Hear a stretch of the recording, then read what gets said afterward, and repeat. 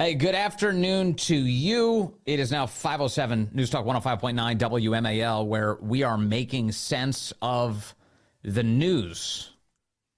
Coming up on the program, Ian Pryor will be with us.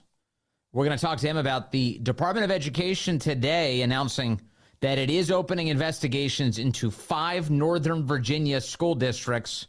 That's ahead. You can join us, 888-630-9625, 888-630-WMAL. I see some breaking news coming across the wire right now about a judge absolutely destroying a number of inspectors general who President Trump fired.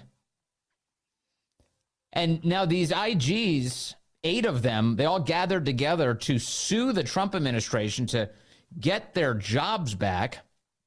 I'll read from Fox News' coverage this week. 8 former inspectors general have fired by President Donald Trump filed a lawsuit to get their positions back. In the complaint, the inspectors general claimed that their, quote, unlawful and unjustified purported termination constituted interference with their, quote, nonpartisan oversight duties. This is ridiculous. Right out the gate, it is totally fine, and there's plenty of precedent for a president to fire inspectors general and hire new ones. There's nothing controversial about this at all. Yet these IGs are saying, it's my job, I get to keep it. While President Trump has the authority to remove inspectors general, Fox News' report says, he did not give Congress the mandatory 30-day minimum notice ahead of removing those who launched the complaint. The 8 former inspectors general say that the president also failed to provide a substantive case-specific rationale for their removal. The complaint, which details the backgrounds of the former inspectors general, insists that until and unless President Trump lawfully removes the plaintiffs from their positions, they remain duly appointed inspectors general. President Trump removed inspectors general in his first term and gave Congress the required 30 days notice, which the complaint acknowledges. Now, let me just address the 30 days thing first. In any work environment, if you get canned, your employer typically doesn't want a situation where you're hanging around knowing that you're terminated for many weeks on end. You know, it's like, if you're gone, you should be gone. The last thing you need is somebody using those final days to subvert you in light of the fact that they already know about the firing. So it makes perfect sense that President Trump would say, hey, you're fired, leave the office. That makes perfect sense. Well, here's the update. Politico's Kyle Cheney, who is watching a court proceeding today, said that the judge who's handling this case, Judge Reyes, quote, just absolutely tore into the lawyers for the fired inspectors general, saying they waited 21 days to even file this lawsuit, and then they demanded emergency same-day relief. She forced them to withdraw their temporary restraining order motion and then threatened them with sanctions today. Reyes was livid that the lawyers for the inspectors general compared their case to the recently decided case of fired ethics watchdog Hampton Dellinger. She pointed out why those cases are nothing alike and wondered why the inspectors general would even try to compare them. When Reyes asked the DOJ if they wanted to weigh in, that would be the Trump administration, that attorney, the Trump attorney, having just watched the obliteration of his adversary inside the court, said, nothing from the government. Smart move, says Kyle Cheney.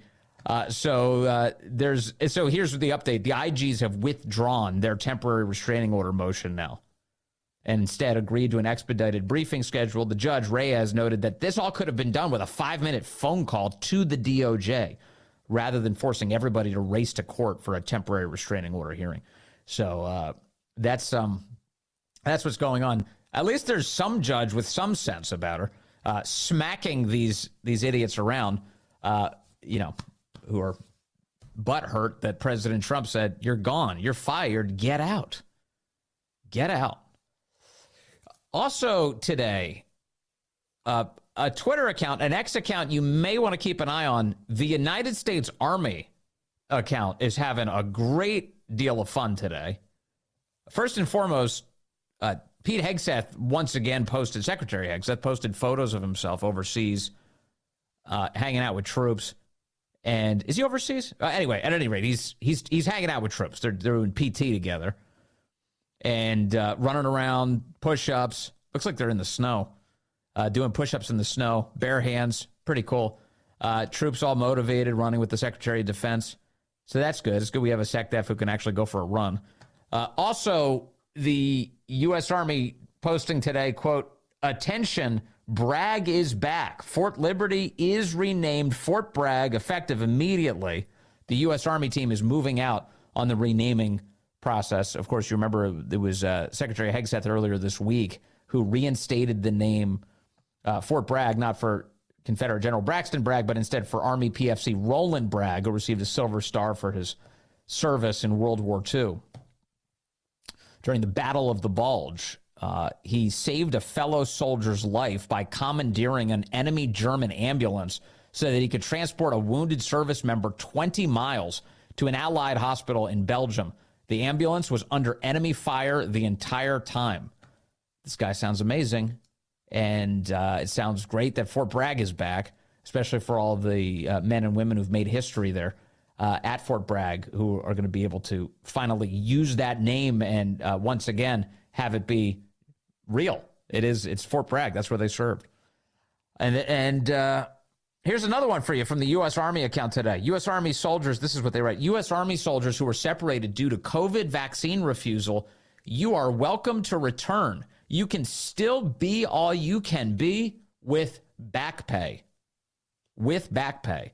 So the United States Army alerting soldiers who were forced out because they didn't get a forced COVID jab, come back, please. And we'll cover your back pay, too, when you do. That's President Trump's operation there. One other announcement by the United States Army today. The U.S. Army will no longer allow transgender individuals to join the military and will stop performing or facilitating procedures associated with gender transition for service members. Stay tuned for more details. So that's a great announcement, too. Less chaos is better. We need higher morale, higher lethality, higher unity, and less narcissism and mental illness in the United States Army.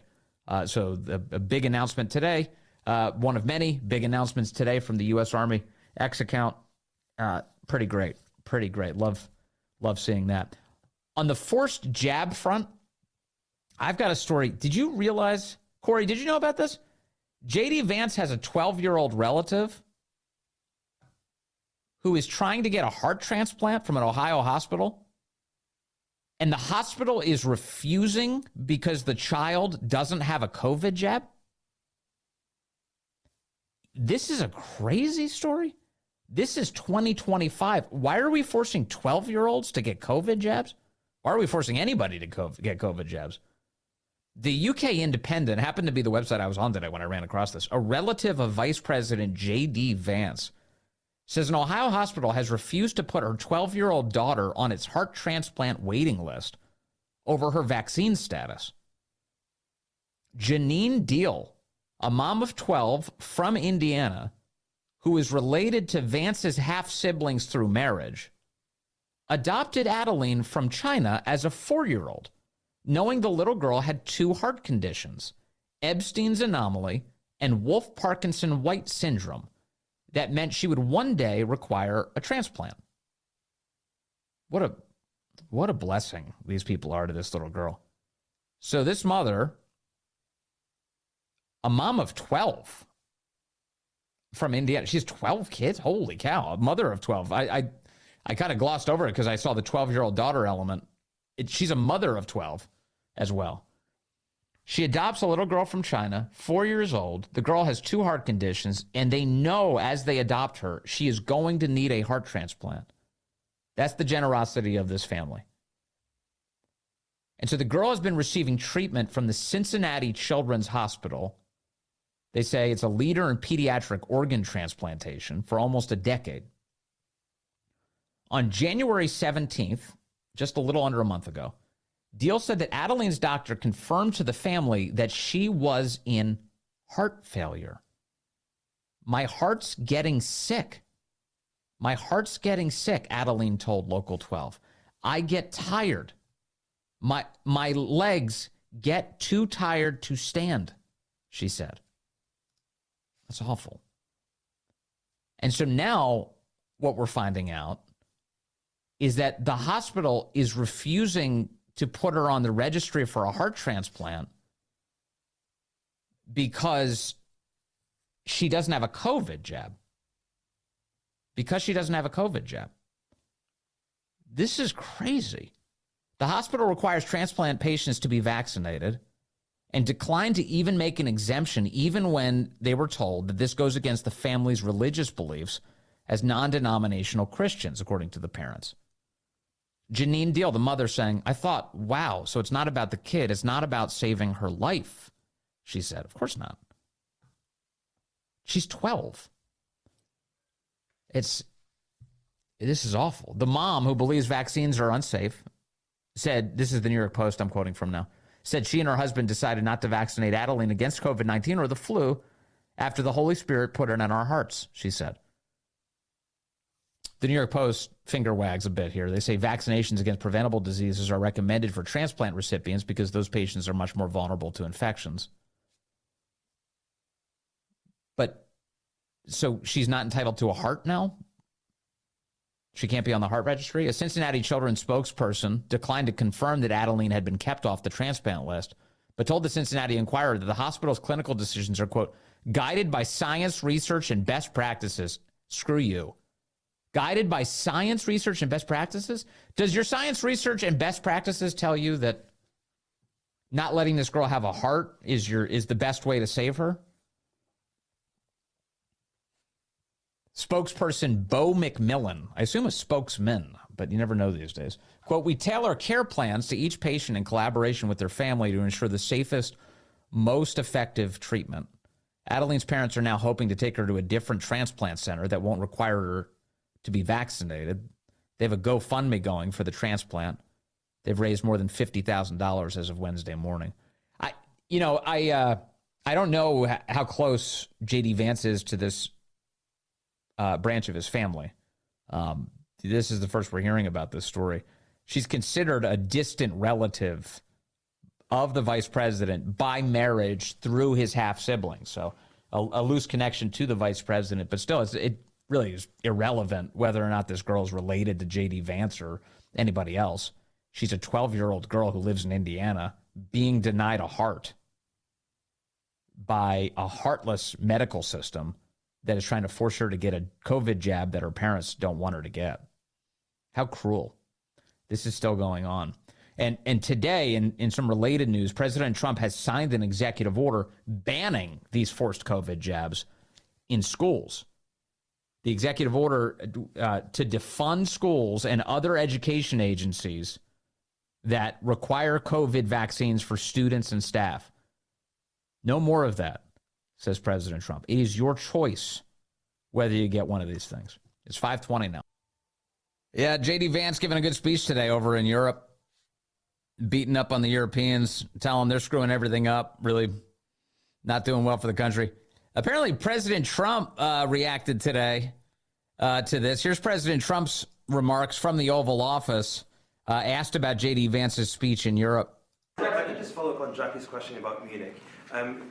Vice President Vance's speech to the conference has ruffled quite a few feathers in Europe. What did he say to ruffle them? I don't know. He was talking about the freedom of speech and migration in Europe. Do you believe that European leaders have a fundamentally different view of the world than this administration's? Well, I heard his speech, and I tell you, you're talking about JD's speech, right? Yes, sir.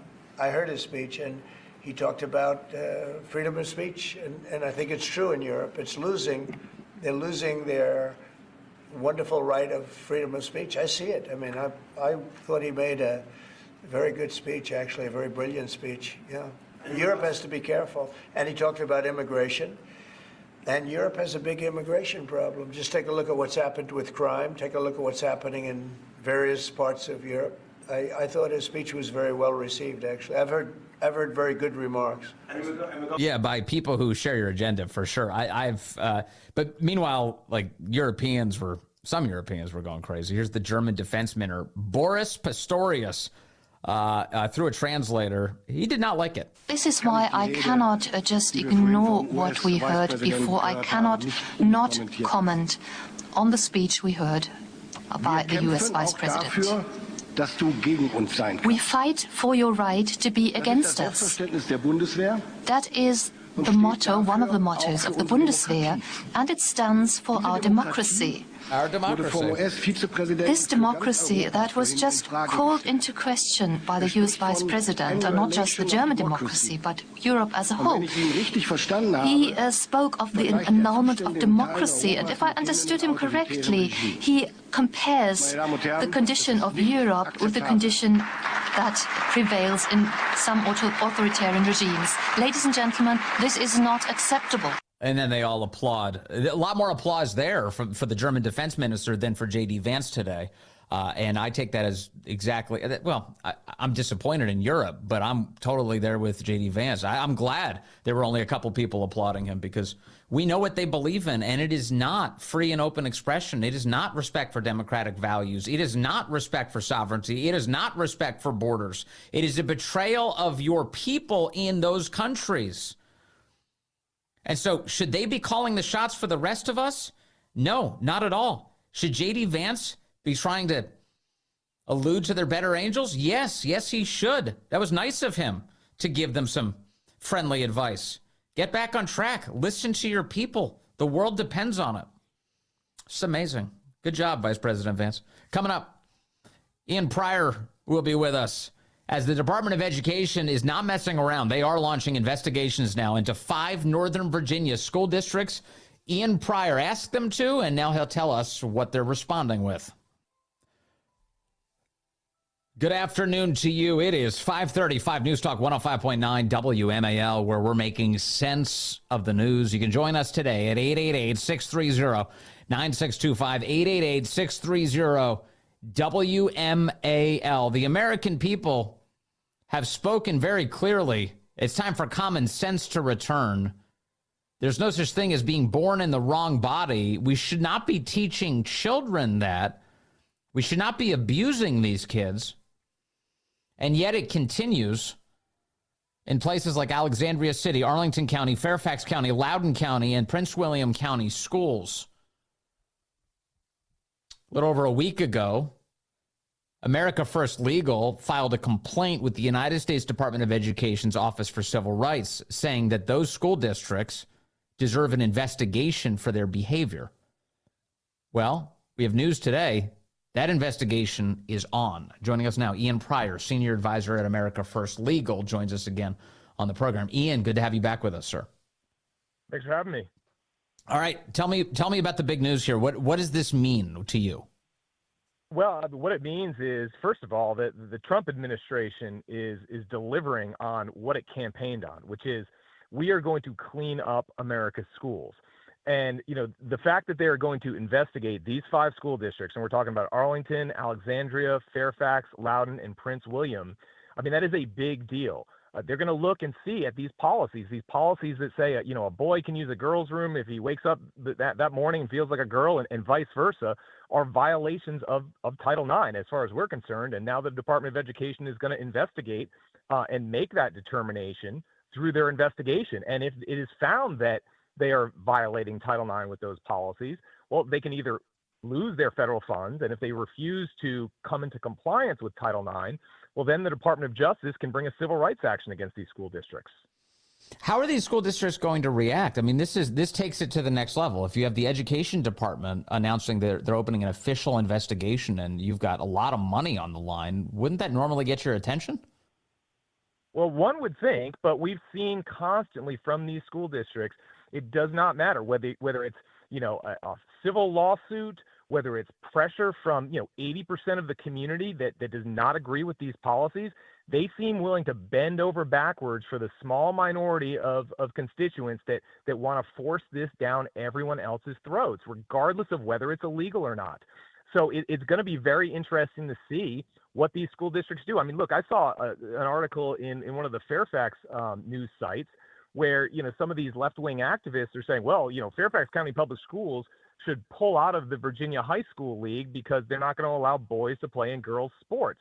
I mean, that's insane. Think about all the opportunities that you'd be denying student athletes, who may want to go on and play in colleges. No, they're going to create a new league of schools that, just want to have boys and girls sports. I mean, it is absolutely insane how these school districts continue to look around and see what America voted for and say, well, yeah, almost everyone's in agreement with that, but not us. And we're going to keep fighting for this very niche issue. Yeah. It really, at its core, it always disturbs me so much that you have government officials who are fighting both to abuse children and to imperil girls. Like, in what world does it make any sense to allow grown men to be using the same locker room as high school girls, which is, of course, what just happened in Arlington, as a registered sex offender was allowed access to a high school girls' room. And, it's like, okay, so what would it take for you to wake up from the kind of ridiculous false impression you're under? Yeah, that's a great question. These people are living in fantasy land, and it's time for them to come back down to earth, or taxpayers shouldn't have to pay for it. It's that simple. And, let's go beyond Title IX here, because in the Virginia Constitution, Article 1, Section 11 reads very much like Title IX. It was amended in 1971, and it says government shall not discriminate on the basis of sex, and it shall not be discrimination, however, to separate on the basis of sex. Right? So we're talking about facilities. So Smart. Not only is it a violation of Title IX, it's also a violation of the Virginia Constitution. Yeah, smart point. By the way, that Virginia Constitution's got a lot of really good stuff in it. It's very, very strong, which I like. So the money here seems meaningful. Fairfax County, I know of two off the top of my head. Fairfax County receives about $50 million a year from the feds.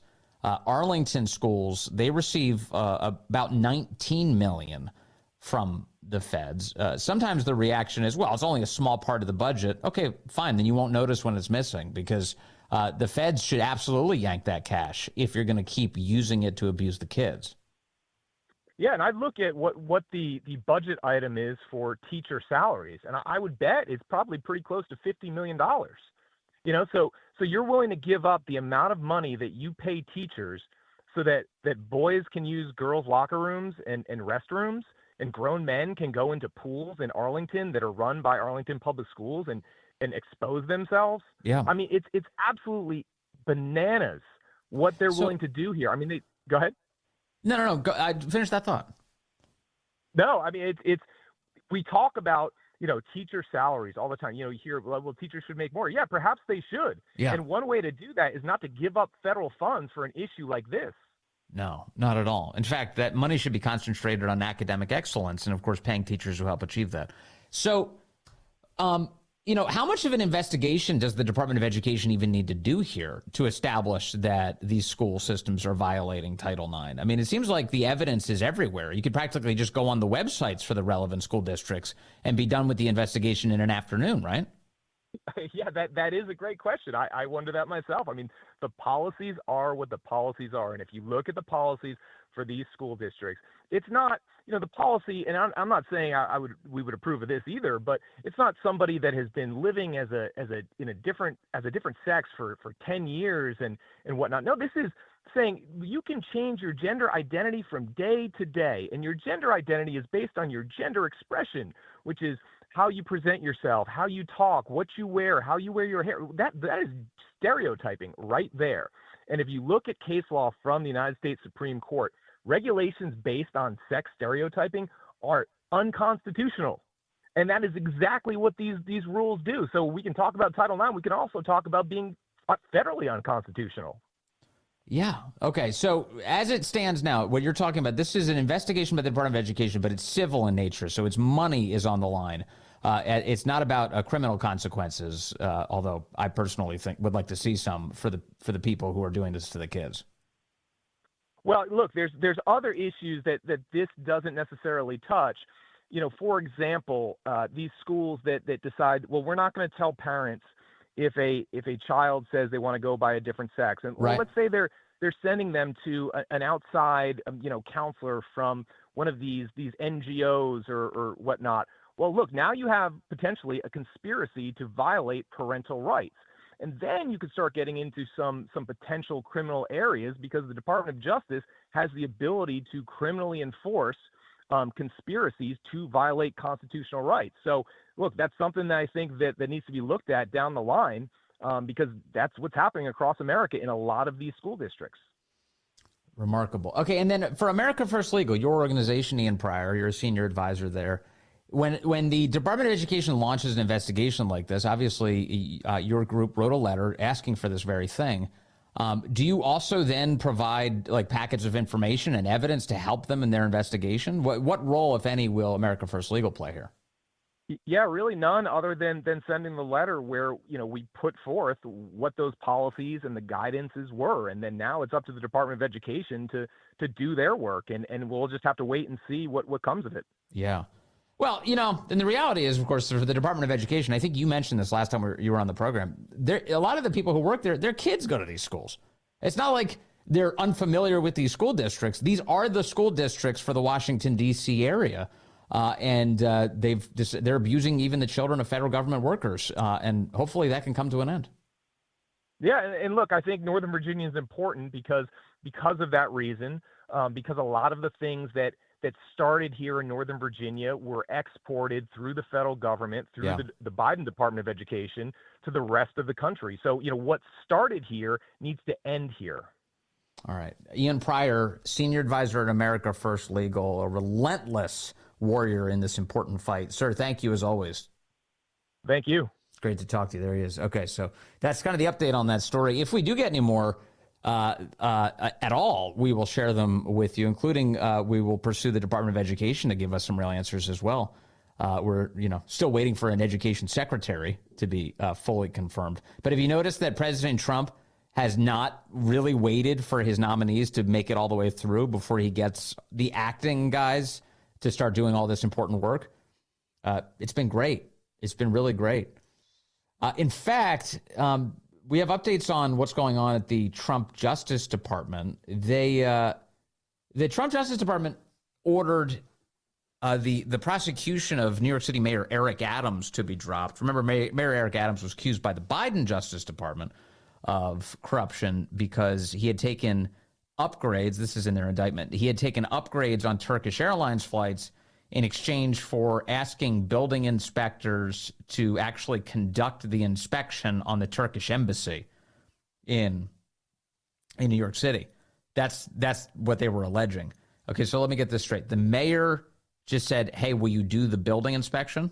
That's the quid pro quo that we're talking about. And the other side of it is he took upgrades on Turkish airline flights. This is the big thing. Now, remember, the Biden administration clearly had it out for Eric Adams, who was, although I don't think he was aggressive enough on this issue, he spoke out a little on the illegal alien problem that was being dropped on New York. And you can thank the governor of Texas for helping move that issue along, Greg Abbott, because he said, I don't want these people. I'm not going to bear the burden of all these illegals. I'm going to send them away. So he sent them. Where do you want to go? You want to go to New York? There's a bus right here. So people get on the bus. They go to New York.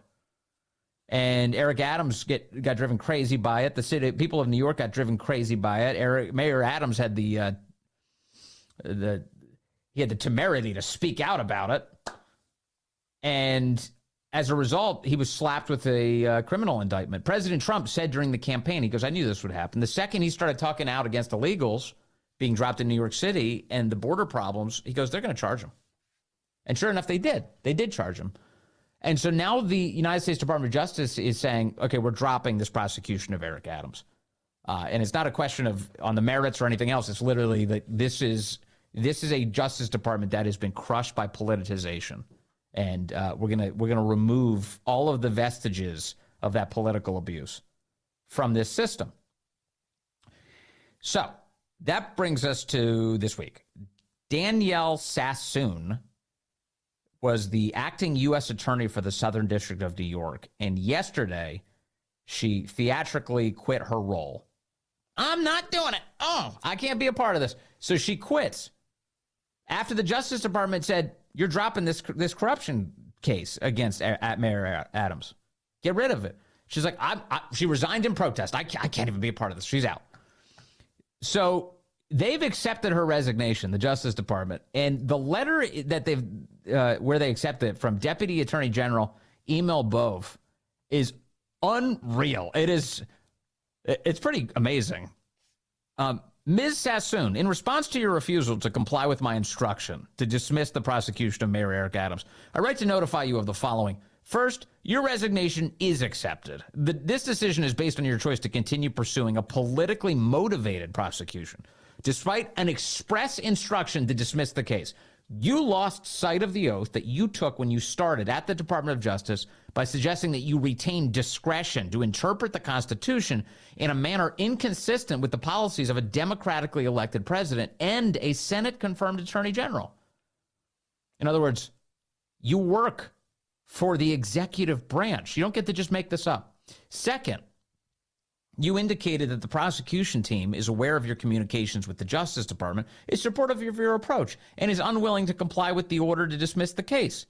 Accordingly, the assistant U.S. attorneys, principally responsible for this case, are now being placed on off-duty administrative leave, pending investigations by the Office of the Attorney General and the Office of Professional Responsibility, both of which will also evaluate your conduct. At the conclusion of these investigations, the Attorney General will determine whether termination or some other action is appropriate. And this goes on and on. I mean, it's a scathing letter that's basically like, okay, good. I'm glad you're off the case. Your obligation is to adhere to the American voter and the leadership that is in charge. That's the executive branch of the United States government. And you don't want to do that? Fine. Go do something else. You're not a part of the Justice Department anymore. It's 5:49. I know it's probably too late at this point, but remember, Valentine's Day, this is advice for the men and the women. Don't waste your money on the expensive, overpriced flowers on Valentine's Day. You get more mileage from the cheaper flowers from other days during the year. Yeah, it's a total scam. They're ripping you off. I'm telling you. Anna is calling in from Fairfax, line 2. Anna, you're on the Vince Coglianese Show. Yes, Vince. I'm calling to attest to the conspiracy to violate parental rights. I'm a teacher in Fairfax County Public Schools High School. Yeah. There's an incredible breakdown of the family unit happening. It is just very distressing. How are they trying to violate parental rights in your view? I was told specifically not to, when I have to call or email parents, I was told specifically not to share the gender of the student I was referring to, because the family did not know that the student was